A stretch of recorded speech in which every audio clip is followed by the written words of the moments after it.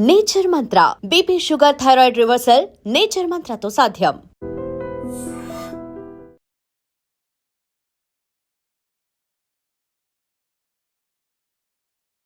హైదరాబాద్ నుంచి బెంగళూరుకి వెళ్తూ ఉన్న మరి కావేరీ ట్రావెల్స్ బస్ ప్రమాదం ఏదైతే ఉందో నిజంగా అందరినీ కలిచివేసింది. అది కూడా కర్నూలు దాటిన తర్వాత జరిగిన ప్రమాదం కానీ అందులో సుమారు ఒక 25-30 మంది వరకు చనిపోవడం కానీ అంటే అది విన్న తర్వాత నుంచి కూడా చాలా వరకు బాధ వేస్తుంది. కాకపోతే అక్కడున్న కొంతమంది ప్రత్యక్ష సాక్షులు కానీ, అందులోంచి తప్పించుకున్న వాళ్ళు కానీ, అక్కడ రెస్పాండ్ అయిన విధానం కానీ, దీని గురించి మనం వింటూ ఉన్నాము, చూస్తున్నాము. అలా ఆ దారిలో వెళ్తూ ఉన్న వాళ్ళలో కూడా హైమారెడ్డి గారు ఇప్పుడు మనతో పాటు ఉన్నారు. సో అక్కడ జరిగిన సిట్యుయేషన్ ఎలాంటిది, ఏంటి అనేది కూడా మన ఐ డ్రీమ్ వ్యూవర్స్ తో కూడా పంచుకోవడానికి ఉన్నారు. ఆవిడతో మాట్లాడదాం. అమ్మా నమస్తే అమ్మా. నమస్తే అండి. హైమ గారు, ఈ ఇన్సిడెంట్ ఏదైతే ఉందో నిజంగా చాలా బాధాకరమైనది. సరే, ఏంటంటే ఆ హైవే మీద ఇంతకుముందు ప్రీవియస్ గా కూడా ఎన్నో ఇన్సిడెంట్ జరగడం అనేది కూడా మనం చూసాం. సో ఇప్పుడు ఈ ఇన్సిడెంట్ ఏదైతే ఉందో ఒక్కసారిగా అందరినీ దిగ్భ్రాంతిలో కూడా గురి చేసింది. మరి మీరు ఎక్కడి నుంచి ఎక్కడికి వెళ్తూ ఉన్నప్పుడు ఆ ఇన్సిడెంట్ అనేది కూడా చూసారు, ఏంటి ఒకసారి చెప్తారమ్మా? నేను యాక్చువల్లీ నాకు సత్యసాయి జిల్లాలో పొలం ఉంది సార్, పొలం. ఓకే అమ్మా.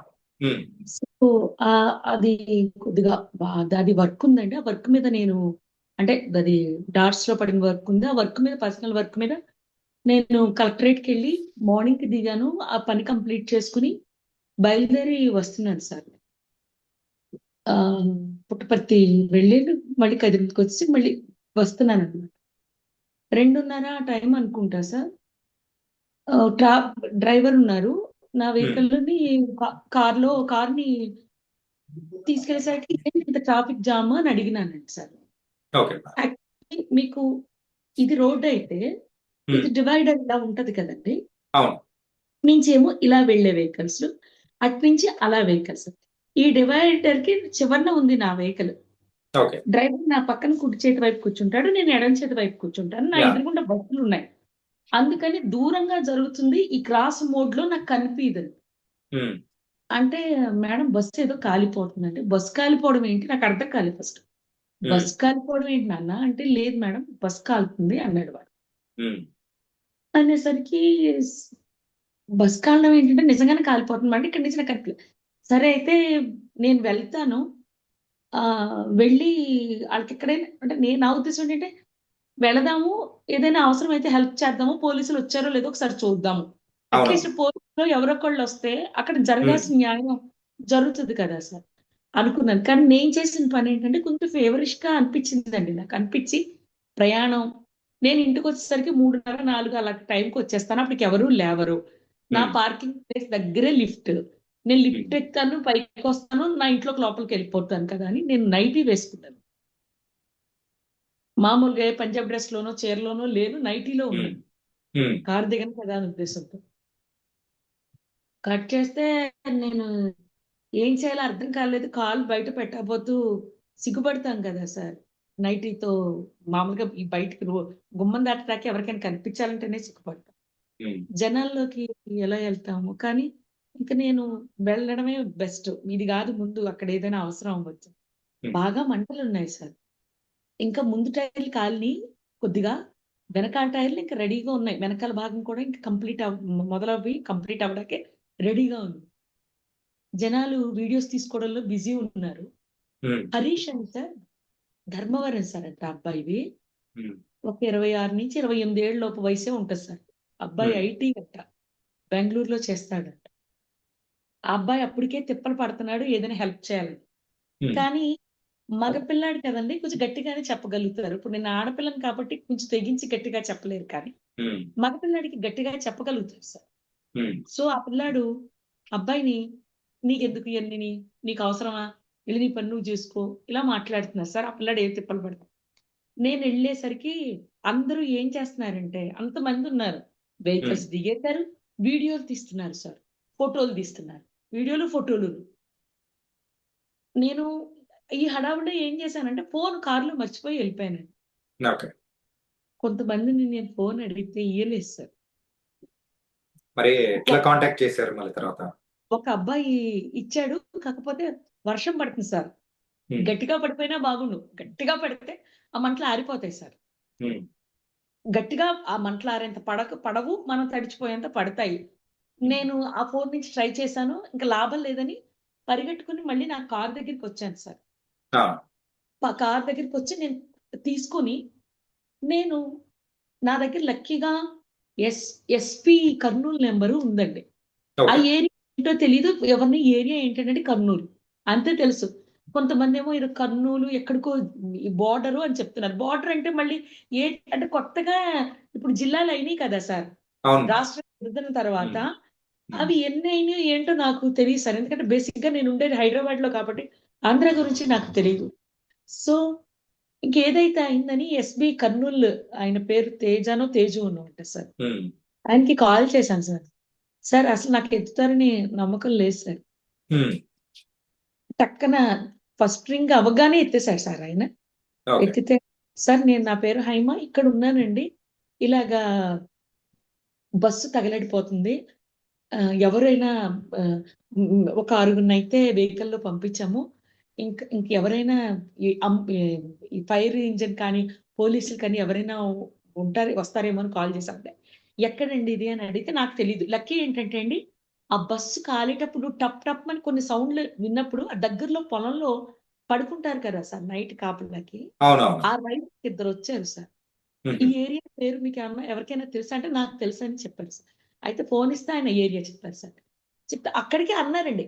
ఎవరు ఏ ఏరియా అయినా పర్లేదండి. ఏరియా ఏంటో చెప్పండి. మాది కాకపోయినా సరే పర్వాలేదు చెప్పండి అంటున్నారు ఎస్‌బీ ఇన్స్‌పెక్టర్. హ్మ్. అనేసరికి నేను ఆయనకి కాల్ ఇస్తే ఆయన చెప్పారు. ఆ ఏరియా ఏంటని. అప్పుడు ఆయన మీరేం కంగారు పడకండి. రూరల్ ఇన్స్‌పెక్టర్ గారు ఆయన పేరు చంద్రహాసనో, చంద్రమోహనో ఏదో చెప్పారు. హ్మ్. చంద్రశేఖర్ చెప్పారండి. ఆయన ఆళ్ళందరూ వస్తారండి. మీకన్నీ పంపిస్తాము. ఎక్కడ ఇయన్నీ అడుగుతున్నారు. ఈ లోపల నేను ఒకసారి ఎస్పీ గారితో కూడా మాట్లాడదాం అనుకున్నాను. ఈ లోపల ఆయన మాట్లాడుకోలే కట్ చేసారు. నేను ఎస్పీ గారికి కూడా కాల్ చేశాను. హ్మ్. కాకపోతే ఈయన నాతో మాట్లాడుతూనే ఎస్పీ గారికేదో మెసేజ్ చేసారో మరి ఎలా చెప్పారో. నేను కాల్ చేయగానే ఎత్తారు. "అమ్మ చెప్పండమ్మా" అంటే, "సార్ నేనిలా" అంటే, "చెప్పండమ్మా" అని. ఆయన ఆల్రెడీ ఎస్పీ గారు కూడా బయలుదేరిపోయారు. ఈయన హ్మ్. కూడా బయలుదేరిపోయారంటండి నా ఫోన్‌తోనే. ఇది అప్రాక్సిమేట్ సార్ పరిస్థితి. ఈ ఇన్సిడెంట్ జరుగుతున్న టైం గాని ఏ టైంలో జరిగిందమ్మా ఇది? ఒక 2:33 సార్. అంటే నిజం 2:33 చెప్పాలంటే పాపం అందరూ నిద్రపోయే టైం సార్ అది. గాఢ నిద్రలో ఉండే టైం గాబట్టి ఆ! ఇది.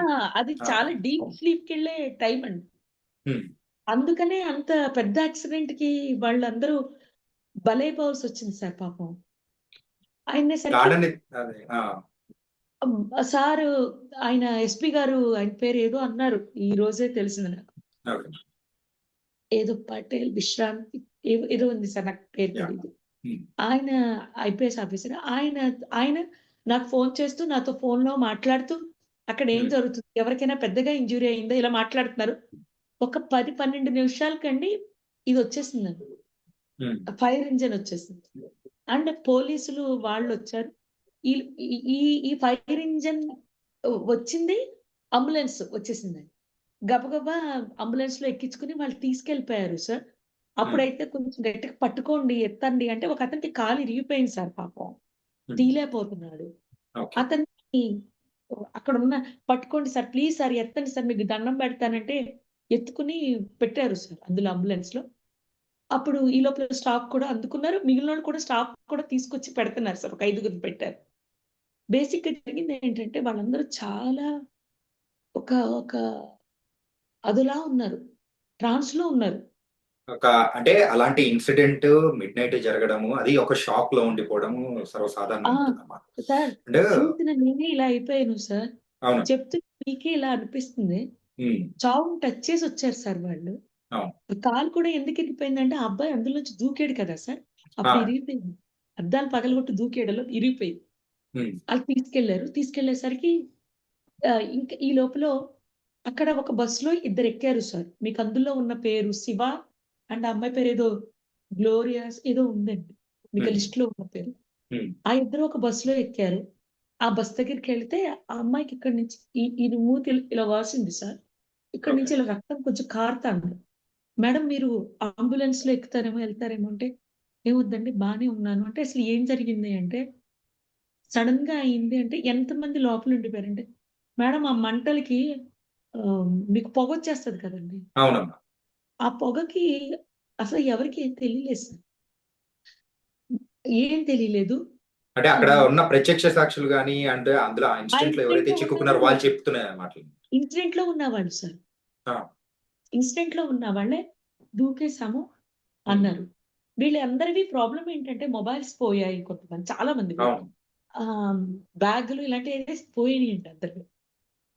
అట్‌లీస్ట్ మొబైల్ ఉన్నవాళ్ళు ఏం చేయలేరు సార్. ఆ! ఇది కాదు సార్ అసలైన ఇన్సిడెంట్ అండి. ఆ వెహికల్ దగ్గర ఇంజిన్ ఇంకా కంప్లీట్‌గా పెద్దది పేలలేదండి. అది హ్మ్. పేలిందంటే మీరు ఇప్పుడు జరిగిన ప్రమాదం చూసారు కదండీ! అది చిన్నదవ్వదు. ఎందుకంటే అదంతా బ్లాక్ అయిపోయి వెహికల్స్‌తో బ్లాక్ చేశారు. నేను చెప్పాను కదండీ! ఈ రోడ్ ఇలా ఎళ్తది. ఇక్కడ యాక్సిడెంట్ జరిగింది. ఇలా వచ్చే వెహికల్స్ ఇక్కడ ఆగిపోవాలి. అవును. ఆగలేదండి. ఇలా వచ్చేసారండి. హుహుహు. ఇలా ఎళ్ళే దారిలోకొచ్చేసారు. దీని వలన మొత్తం బ్లాక్ అయిపోయింది. ఆహా! లక్కీ ఏంటంటే ఈ బస్సు పక్కన కొద్దిగా ప్లేస్ ఉన్నా సరే మంటలు హెవీగా ఉండడం వల్ల ఈ హ్మ్. వెహికల్స్ ఏవి పక్క నుంచి ఎళ్ళడానికి కూడా ధైర్యం చేయక ఆగారు. హ్మ్. ఇదేమన్నా ఇంజిన్ పెద్దది కనుక పేలుంటే ఈ ఈ సెల్ఫీ వీడియోలు తీసుకోవడానికి ఎళ్తున్నారు సార్ వెహికల్ దగ్గరికి. నేనక్కడికి అరుస్తూ ఉన్నా. ప్లీజ్ దూరంగా వెళ్ళండి. దండం పెడతాను వెళ్ళండి. ఏదైనా పేలితే టైర్‌లు కూడా పేలిన ప్రమాదం కదండీ! అవునవును. అని నేను అరవడం, చూసుకోవడము. ఆ అబ్బాయి కూడా సార్ పాపం హరీష్ సార్ ఆ అబ్బాయి పేరు. ఆ అబ్బాయి పేరు ధర్మవరం అంటండి. యాహ్! అదే చెప్పారమ్మా మీరు. ఆయన చాలా అంటే చాలా హెల్ప్ చేసాడాయన. ఆయన మేము మాకు ఇక్కడ ఈళ్ళని ఓ పక్కన ఇది వంత. ఫైర్ ఇంజిన్ వాళ్ళొచ్చి అది ఆపిన తర్వాత సార్, అప్పటికే ఇంకక్కడ ఆ లోపలున్న వాళ్ళ కోసం ఈళ్ళు ఏడ్చేవాళ్ళు ఆహ్, పెద్దవాళ్ళు ఉండిపోయారు సార్ కొంతమంది దూకలేరు కదా! వాళ్ళ కుటుంబాలు ఏడ్చేవాళ్ళు. నేను మీరు నమ్మరు. నేను మార్నింగ్ నుంచి ఏమి తినలేదు, తాగలేదు సార్. చాలా అంటే చాలా, చాలా డల్‌గా ఉన్నాను. కళ్ళ ముందు సార్ నేనొక్కటే చెప్తున్నాను సార్. మనకింత కాలితేనే హడావిడి చేస్తాం, ఊదుకుంటాం, ఏదో ఒకటి రాసుకుంటాం. అవును. బతికుండగా కాలిపోయి, ఉడికి, ఉడికి కానీ మీరు ప్రాణం ఉండదు. ఆ! అది మీరక్కడున్నప్పుడు కూడా లోపల ఎంతమంది కాలిపోతూ ఉన్నారో ఆ ఇన్సిడెంట్ అనేది కూడా తలుచుకుంటూ ఉంటేనే ఇంకా ఎంతో భయమేస్తుంది. చాలా దారుణం సార్ అది. కాకపోతే ఇక్కడ నేరస్తులు ఎవరైనా ఉన్నారా అంటే ఉన్నారు సార్. మేమే సార్. Common man sir. మేము ఎందుకమ్మా?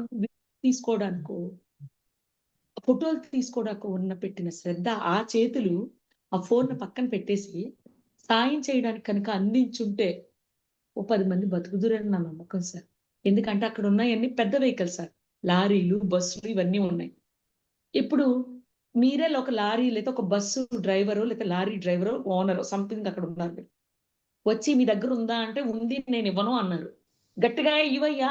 లేదంటే రేపు తర్వాత నీ పేరు చెప్తాను అని ఏదో భయపెట్టో, లేతే మీరిస్తున్నారు. హ్మ్. తీసుకొనొచ్చో, అక్కడ కొడితే ఒక డ్రైవరు, ఒక క్లీనరు కొట్టేది ఒక చిన్నది ఎంతసేపు?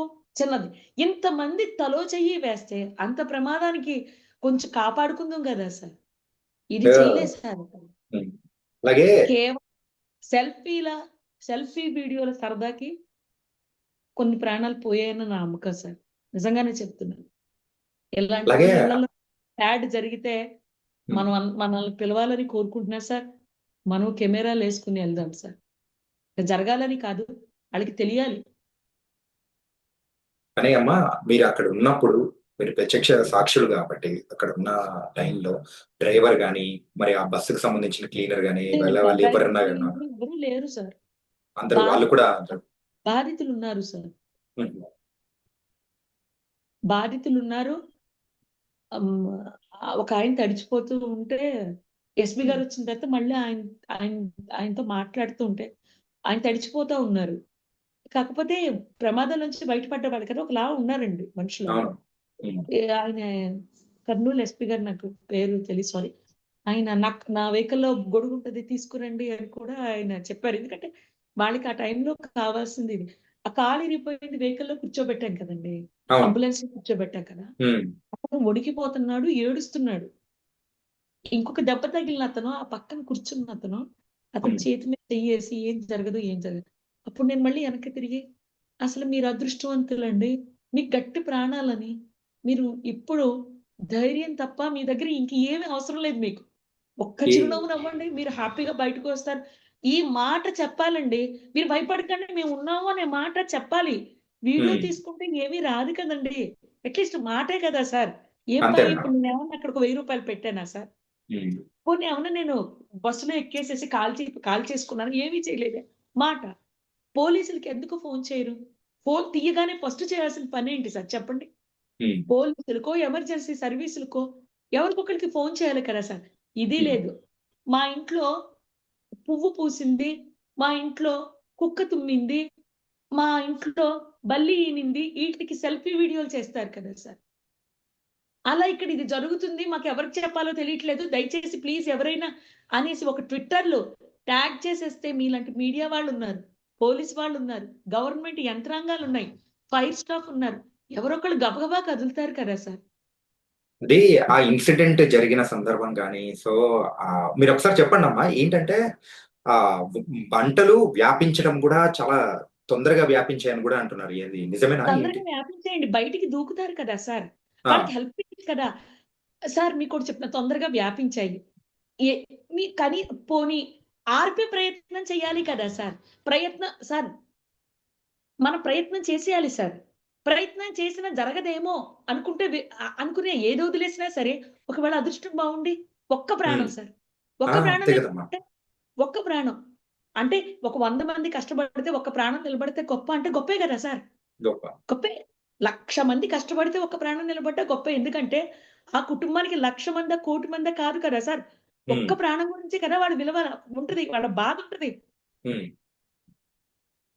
అది అది అయి తీసుకొని కొట్టొచ్చు కదా సార్! బస్సులున్నాయి, లారీలున్నారు. ఆడ కొట్టాలి కదా సార్!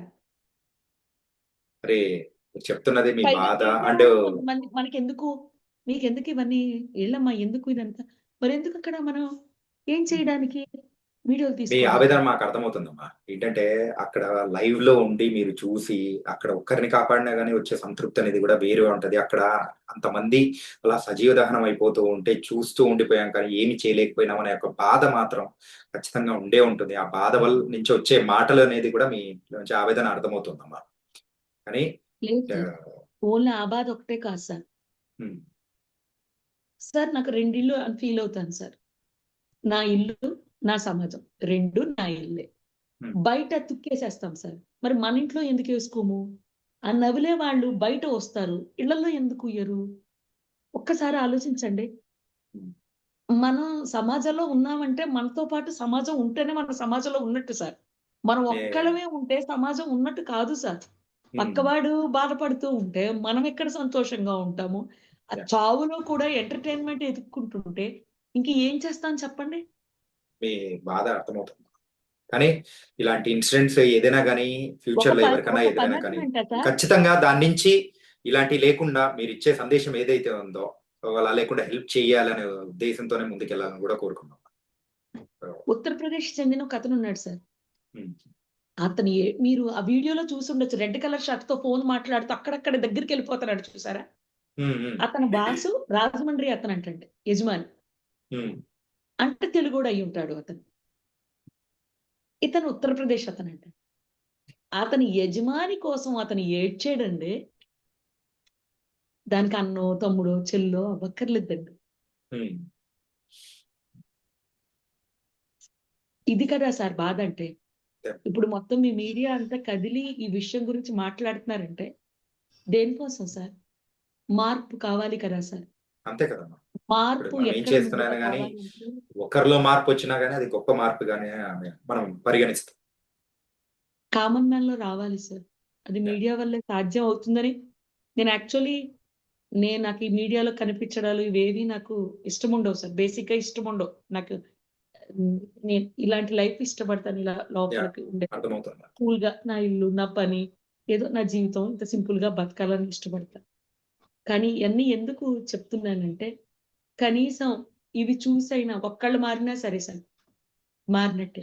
ఎవరికైనా ఏదైనా కష్టం వస్తే మనం అందులో ఎంటర్‌టైన్‌మెంట్ వెతుక్కోకుండా ముందుకు దిగి పని చేస్తే, వాళ్ళకేమైనా సాయం జేస్తే, మనకో మన వాళ్ళకో వచ్చినప్పుడు కూడా సాయం చేయడానికి ఉంటారు సార్. అంతే. లేదంటే అది అప్పటికి నిజం. కూడా కెమెరామెన్‌లే ఉంటారు సార్ మొబైల్‌లు పట్టుకొని.